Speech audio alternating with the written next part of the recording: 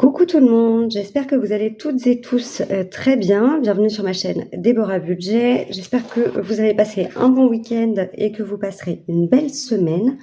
Je vous tourne cette vidéo, on est lundi 16 décembre. On va voir ensemble mon prévisionnel entre guillemets 2025. Je dirais plutôt c'est les objectifs que je me suis fixés au niveau des épargnes pour l'année 2025, sans garantie que ce soit atteint puisque sur le total, on est vraiment sur un montant assez important. En sachant que pour l'instant, je ne peux pas voir ce que j'ai déjà pour remplir ces épargnes puisque pour l'instant, je n'ai plus de livret épargne pour épargner. Donc, pour resituer, pour que tout le monde comprenne, s'il y a des petits nouveaux qui passent par là. Donc, je m'appelle Déborah, j'ai 35 ans, je travaille en restauration. Je suis maman d'un garçon de 12 ans qui est donc en 5e au collège, qui vit à temps plein avec moi, donc que j'élève vraiment seule. Alors, j'ai refait ma vie depuis maintenant 2 ans avec un homme qui prend aussi un peu le relais, qui nous aide beaucoup à la maison. Qui est essentiellement en déplacement et qui n'habite pas encore officiellement avec nous, ce qui ne saurait tarder. Nous sommes actuellement locataires d'un appartement et en même temps, depuis le 6 décembre, je suis propriétaire d'une maison pour laquelle j'ai quelques travaux à réaliser, qui est habitable en l'état, hein. Donc on a déjà commencé à transférer nos affaires là-bas et à dépapiéter tout ce qui était possible de dépapiéter. On a un chat. J'ai aussi la chienne de mon chéri qui est régulièrement à la maison quand il est en déplacement, essentiellement. On a aussi une gerbille et un petit pogona. Donc voilà, donc ça fait quand même beaucoup de bouches à nourrir, tout ça. Et beaucoup de choses à prévoir aussi du coup pour mes épargnes. Alors, que je vous explique. Donc, mes épargnes, elles sont réparties en 4 types d'épargnes. On a les festifs pour tout ce qui est fête anniversaire, les ponctuels pour tout ce qui arrive en règle générale une fois dans l'année ou qui est amené à bouger au cours de l'année 1 à 2 fois, voire plus. Donc voilà. On a les éphémères qui, elles, sont en général des épargnes qui vont apparaître une seule fois, c'est-à-dire que une fois que cette épargne a été utilisée, ça veut dire qu'on n'y reviendra plus. On n'aura plus à épargner pour ça, sauf exception. Et on a les à venir.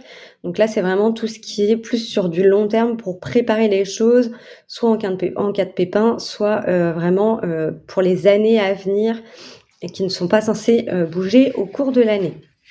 Donc, je me suis fixée, je les ai également triées par date, enfin par mois. Et j'ai mis à part celles qui n'ont pas, on va dire, de date butoir ou en tout cas qui en ont vraiment plusieurs. Enfin voilà, on va dire que j'ai pas de date fixe pour les remplir. Donc, au niveau des festives, sur le mois de janvier, je me suis noté les soldes. J'ai pas prévu de budget pour celle de janvier puisque là, on va être en plein dans le déménagement. Avec la restitution de mon ancien appartement, l'emménagement dans la nouvelle maison, plein de choses à mettre en place, etc. Beaucoup de tri aussi. Donc, je me dis que c'est peut-être pas forcément le bon moment pour faire les soldes. Hein. On va pas se rajouter des vêtements si au final on en a largement assez dans les cartons. Alors on verra parce que j'aurais peut-être besoin de 2-3 petites bricoles quand même, mais bon, ce sera à voir au coup par coup. Sinon, on verra suivant ce que j'aurai sur mon salaire au mois de janvier. Pour le mois de février, je vais avoir l'anniversaire de mon oncle et ensuite la Saint-Valentin. Donc pour mon oncle, j'ai prévu 50 €. Pour la Saint-Valentin, je nous ai prévu 100 €. Voilà, pour qu'on se fasse quand même un petit plaisir, faire un petit cadeau comme ça, même si on se fait déjà des cadeaux aussi au quotidien. Mon tonton, j'ai prévu 50 parce que en général, je lui fais surtout des coffrets, des paniers garnis. Je sais qu'il aime beaucoup. Alors à chaque fois, il me dit: «Toi, tu penses à mon régime». Et disons qu'il a de la réserve. J'aime bien lui rajouter de la petite réserve. Voilà, je sais qu'il aime les bonnes choses, donc autant en profiter. Au moins, je suis sûre de pas me tromper. J'ai prévu également le contrôle technique de ma voiture, donc j'ai prévu 100 €. Engie, je pense qu'on va avoir une régule de facture puisqu'on va devoir clôturer le contrat pour l'appartement. Je suis partie sur un budget de 100 €. Je ne sais pas du coup, pour combien on en aura. On verra, en temps et en heure, mais je me dis que 200 déjà, ça peut être pas mal.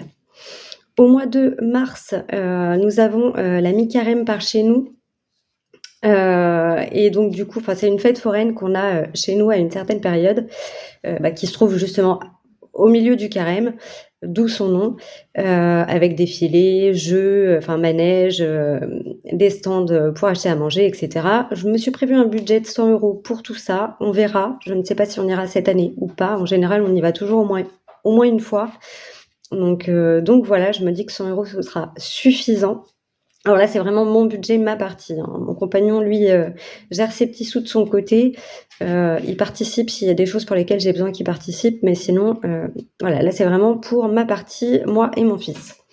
J'ai prévu les choupis. Alors les choupis, ce sont nos animaux. J'ai prévu 150 €, ça va essentiellement être pour le vétérinaire. Alors on verra, j'ai mis au mois de mars, mais ça se trouve, ça sera peut-être plus tard. 150 €, ça va être pour refaire tous les vaccins, de mon chat qui ne sont absolument plus à jour. J'ai un peu, laissé ça de côté cette année. Comme elle sort pas de l'appartement, on s'en est pas trop préoccupé. On a surtout fait gaffe par rapport aux vermifuges et aux puces. Mais les vaccins, faut vraiment que je m'en occupe et que je remette ça d'aplomb. Au mois d'avril, on aura les Pâques. Je me suis prévu 50 € pour les chocolats, pour faire plaisir à mon doudou quand même. Pour le mois de mai, on aura le mariage de ma sœur. Donc je suis partie sur un budget à 500 € pour, leur cadeau de mariage. Je ne sais toujours pas ce qu'elle veut. On n'a toujours pas la date exacte du mariage parce qu'elle est en plein branle-bas de combat pour les papiers. C'est très compliqué. Donc voilà, on aura leur cadeau et du coup, le budget aussi pour l'essence qui va être dedans. Donc on verra si ça suffit ou pas. Ça, c'est pareil, on verra au moment venu. Au mois de juin, il y aura l'anniversaire de mon chéri, donc j'ai prévu 150 €. Il a des activités, des passions qui coûtent cher, donc bon, je me dis qu'avec ça, je peux peut-être réussir à trouver quelque chose qui lui fera plaisir. Au mois de juillet, on aura mon doudou qui me tanne depuis des mois et des mois pour avoir un caméléon. Comment vous dire que on va finir par remplir la maison d'animaux en tout genre, essentiellement des invertébrés, des lézards, des choses comme ça. Et c'est pas donné non plus pour acheter l'essentiel au départ. Un caméléon en soi, c'est pas donné non plus. Donc voilà, je suis partie sur ce montant-là. On verra ce qu'on achètera à ce moment-là. On verra au fur et à mesure. On aura également les soldes. Là, j'aimerais avoir un budget de 200 € pour nous racheter des vêtements. Je pense que ça servira aussi et surtout pour ou moitié-moitié pour mon fils, puisque on va sûrement devoir lui racheter des vêtements pour le sport, des vêtements pour l'école. Comme ça grandit encore très vite à cet âge-là, que là, il va bientôt me dépasser. Je pense que pendant les soldes, on va pouvoir lui refaire une petite garde-robe. Au mois d'août, on aura normalement, si je ne change pas d'entreprise d'ici là, on devrait avoir des vacances au mois d'août. J'aimerais avoir un budget de 1 000 € pour les vacances. Si je change d'emploi entre-temps, puisque certes j'ai le crédit immobilier, mais on s'éloigne de mon lieu de travail et c'est un emploi qui initialement devait être provisoire. Mon patron le sait, il sait que j'envisage de partir. Donc ma priorité, c'était de déménager pour avoir la tranquillité, surtout liée à l'habitation. Et une fois qu'on sera bien installé, je verrai pour trouver un autre emploi. Je ne resterai pas sans travail, c'est impossible, je ne supporterai pas. Donc on prévoit 1 000 € pour les vacances, mais c'est pareil, si ça se trouve, je n'aurai pas de vacances cette année, en 2025, on verra ça. Sinon, ça sera pour les vacances suivantes. Au mois de septembre, on va avoir notre anniversaire à mon chéri et moi. J'ai prévu 100 € pour qu'on se fasse un petit resto, un petit quelque chose. Donc à voir ce qu'on fera. On aura également la rentrée scolaire. J'ai prévu un budget à 400 €. Alors en général, là c'est à peu près ce que j'avais dépensé cette année. C'était également à peu près le montant de la prime qu'on avait eue pour la rentrée scolaire. Je voudrais les mettre de côté par avance. J'aurais dû mettre la prime dans l'école pour la rentrée prochaine, mais avec tous les aléas de cette année, ça a été compliqué, donc on va voir comment on va gérer ça. J'aimerais mettre 400 € voilà, pour payer, les fournitures, surtout que là, il va changer d'école. Je ne sais pas si on aura un kit de fournitures. C'est ce qu'on avait, dans son collège actuel, ce qui nous permettait d'avoir un kit, pas trop cher. On était vraiment pas mal. Je crois j'en ai eu pour 40 €, quelque chose comme ça, rien que pour les fournitures scolaires, donc c'est pas excessif. Après, faut penser, du coup, les vêtements, et cetera. Bon, ce sera dans les soldes, mais s'il y a besoin de racheter des choses supplémentaires, on ne sait jamais. Les photos de classe, s'il y a des frais à prévoir en plus. Donc voilà, je suis partie sur un budget à 400. On verra si ça suffit, si c'est trop, on adaptera. Les impôts fonciers, je me suis mis un budget à 1 200 € puisque je viens de faire l'acquisition d'une maison au début décembre, le temps que les choses soient mises en place au niveau des impôts, etc. Je sais qu'il y a un certain délai, à peu près 2 à 3 semaines. Ce n'est pas garanti qu'au 1er janvier, ils fassent le lien entre l'acquisition et le fait que du coup, c'est à moi de payer les impôts cette année et non pas aux anciens propriétaires. Donc, la notaire m'a bien dit: «Attention, le temps que les choses se mettent en place, bien surveiller puisqu'ils sont bien capables de ne pas vous réclamer les impôts en 2025, mais en 2026, de vous les réclamer pour 2025 et 2026». Comme je ne sais pas comment ça va se passer, ni si on va pouvoir mensualiser, très rapidement, je préfère prévoir l'enveloppe et on avisera quand on en saura plus. Donc on est parti sur un budget à 1 200 €. Il y en avait eu pour 1 023 en 2024. Concrètement, ça ne devrait pas diminuer. Donc, voilà, je préfère prévoir au-dessus pour être un peu plus tranquille. Au mois d'octobre, nous aurons mon anniversaire. J'aimerais avoir 100 € pour moi pour me faire plaisir. Halloween, 100 € pour, les bonbons, pour les enfants et pour mon fils forcément et aussi, pour potentiellement racheter un déguisement à mon fils puisque cette année, il me l'a demandé à la dernière minute. Donc, l'année prochaine, on essaiera d'anticiper et de lui en trouver un s'il le souhaite, pour qu'il puisse, faire Halloween avec les copains. Il y aura également Canva puisque c'est un abonnement que j'ai pris à l'année qui devrait se renouveler au mois d'octobre. J'en ai eu pour 110 € cette année, donc je suppose que ça sera encore ce montant-là l'année prochaine, à surveiller. Novembre, nous n'aurons rien, ce sera un mois tranquille, normalement. Décembre, nous aurons Noël. Alors j'aimerais avoir 500 € dans cette enveloppe. Je ne sais pas comment ça va se passer. Cette année, on va être en tête-à-tête, mon fils et moi, avec nos bestioles. Ne va rien faire d'exceptionnel, on va juste se faire notre repas à nous, donc on va essayer quand même de prendre des petites choses sympas à manger, que ça lui fasse plaisir et qu'il puisse quand même fêter Noël, correctement. L'année prochaine, nous ne savons pas comment ça va se passer. Est-ce que mon compagnon sera encore en déplacement? Est-ce qu'on sera, en famille ou pas? Je n'en sais rien. Donc un budget à 500 € si possible, qui engloberait du coup les cadeaux et le repas. Donc ça, on avisera au moment venu. Le nouvel an, j'aimerais mettre 50 €. Je ne pense pas mettre plus, même si on fait quelque chose avec des amis, voilà, je pense que chacun participera. La dernière fois qu'on l'a fait avec des amis, j'en ai eu pour un peu moins que ça, donc voilà, on était nombreux, on avait ramené des petites choses, on s'est pas non plus trop pris la tête, sur tout ça, donc à voir. Est-ce que ça suffira pas? On n'en est pas encore là. Je ne sais déjà pas ce qu'on va faire cette année. Je pense qu'on sera toujours en tête-à-tête avec mon fils, ce qui n'est pas tant mal non plus. Donc voilà, on verra pour l'année prochaine. J'ai prévu pour l'eau et l'EDF, puisque normalement j'aurai une régule au mois de décembre, j'ai prévu 400 € pour les 2 régules. Alors sachant qu'EDF, c'est le gaz et l'électricité. Donc en gros, ça veut dire 200 € pour l'eau, 200 € pour le gaz et l'électricité. Je n'en ai aucune idée. Là, pour les contrats qu'on a souscrits, j'ai demandé à ce que les prélèvements soient plus hauts que ce qu'on m'avait proposé par tranquillité d'esprit, pour me dire que, au pire des cas, même si on a une régule, on aura quand même déjà pas mal anticipé cette année.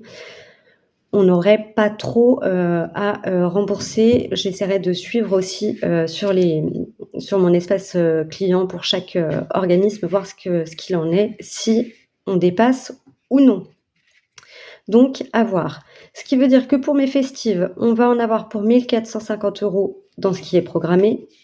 On en a pour 3 760 € sur les ponctuels, 500 € pour les éphémères, rien pour les à venir puisque je n'avais rien noté. À savoir que toutes celles qui sont surlignées sont des épargnes principales, enfin les plus importantes, à passer en priorité. Le reste, voilà, si on n'atteint pas l'objectif, c'est pas grave, mais celles qui sont surlignées, c'est vraiment ce qui, pour moi, a une certaine importance.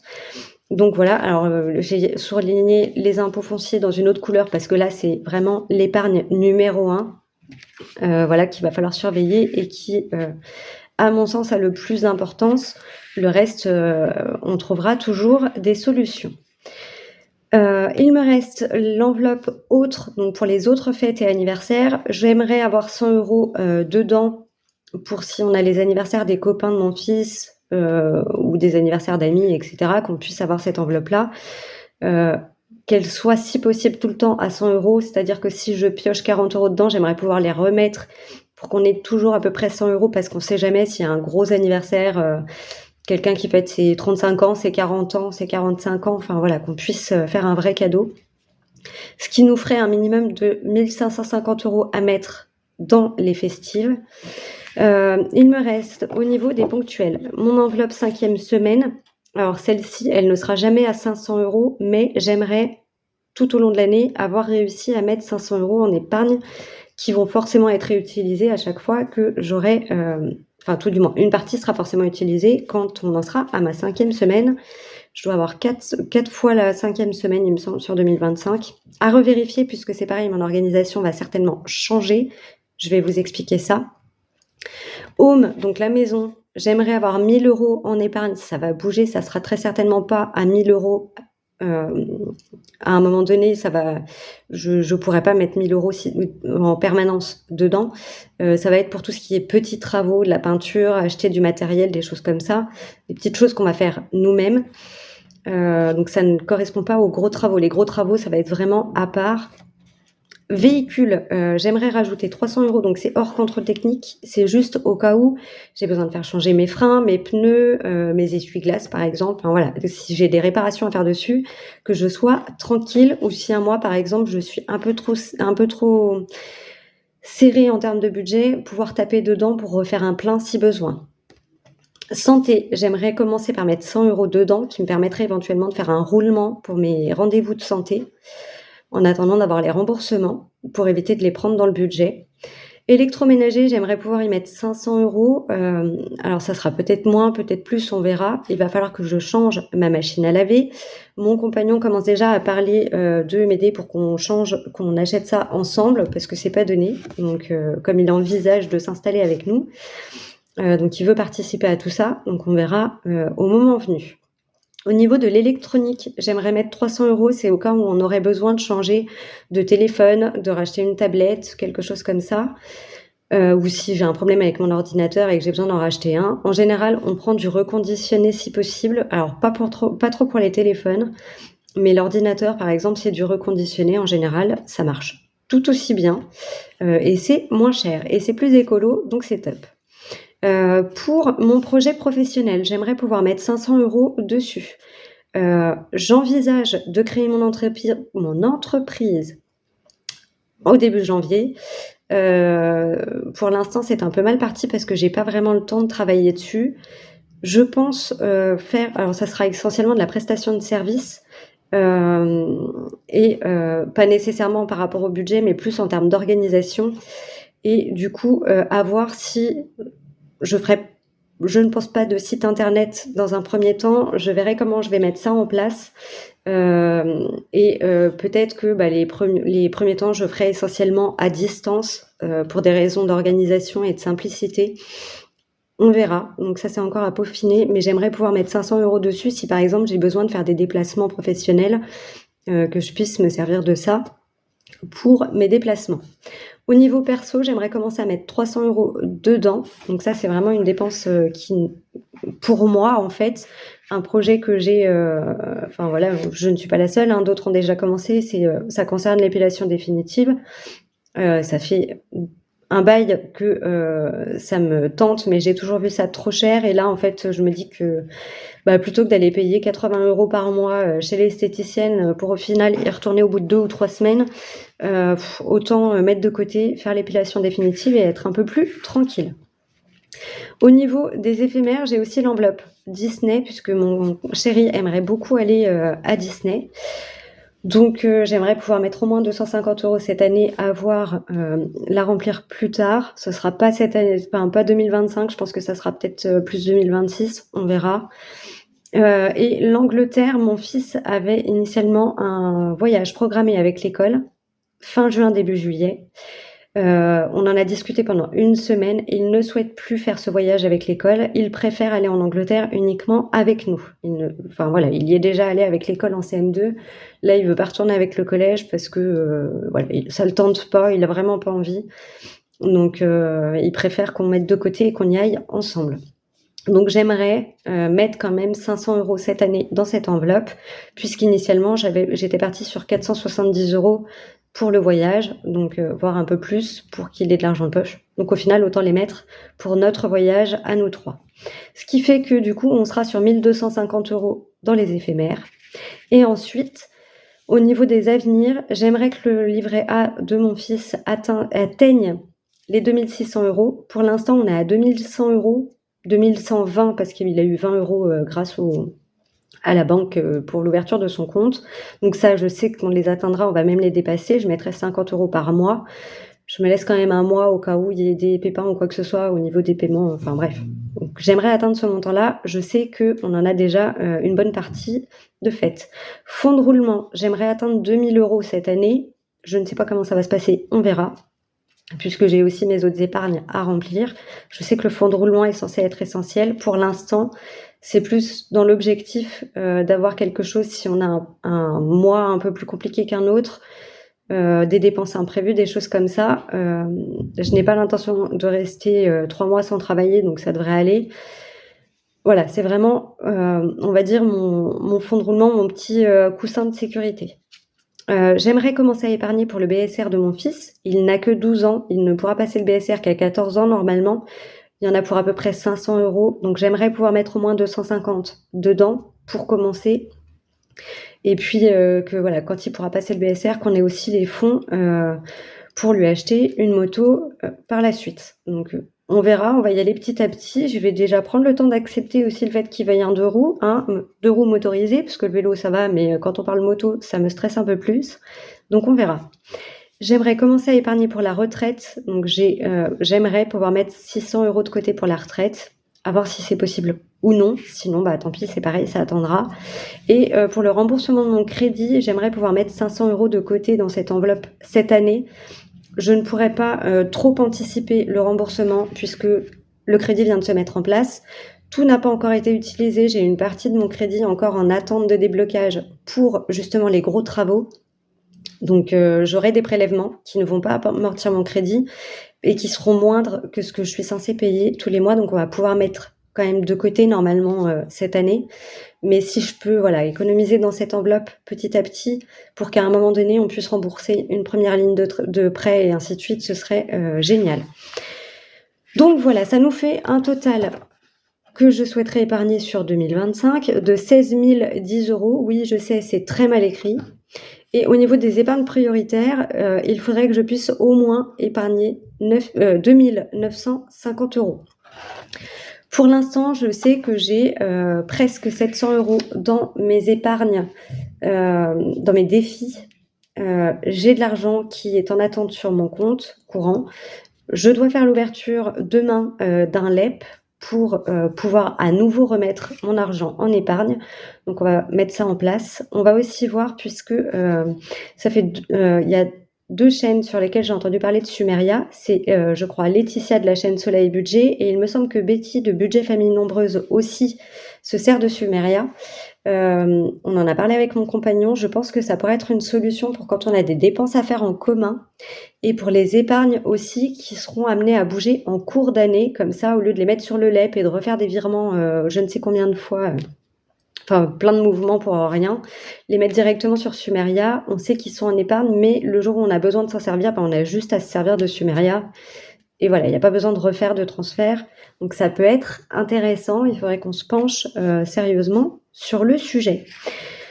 Donc voilà, et écoutez, on va en rester là. On est déjà à plus de 20 minutes de vidéo. Je pense que ce sera amplement suffisant pour cette vidéo prévisionnelle. Et puis, je vous tiendrai au courant de toute façon, pour la suite. Je crois que je n'avais rien d'autre à vous dire.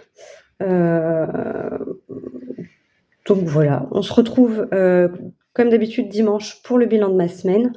On va voir, on fera le point. J'ai des petits... Ah si, un petit truc sympathique. J'ai fait l'activation de ma carte de crédit pour mon nouveau compte. Je n'ai pu retirer que 10 € puisque j'ai même pas pu payer avec ma carte chez un marchand, puisqu'apparemment mon plafond est déjà dépassé. Donc c'est pas mal. J'ai pu retirer uniquement 10 € pour payer ma dog-sitter ce matin. Heureusement, j'avais prévu déjà dans l'enveloppe, donc j'avais prévu de retirer ailleurs, mais voilà, je ne sais pas comment ça va se passer ce mois-ci, si je peux pas, parce qu'il faut que je la paye le reste de la semaine. Donc, il va falloir que je retire sur mon compte à la poste. Et j'espère que ça va pas coincer pour la suite avec ce compte-là. Donc voilà, les petites péripéties du jour. Voilà, c'est tout frais, c'est de ce matin. Comme ça, au moins, j'aurais pas oublié de vous le dire. Écoutez, on va s'arrêter là pour aujourd'hui. Je vous souhaite à tous et toutes une très belle journée et une très belle semaine. Je vous embrasse très fort et je vous dis à dimanche pour le bilan de ma semaine 2. Allez, bye bye!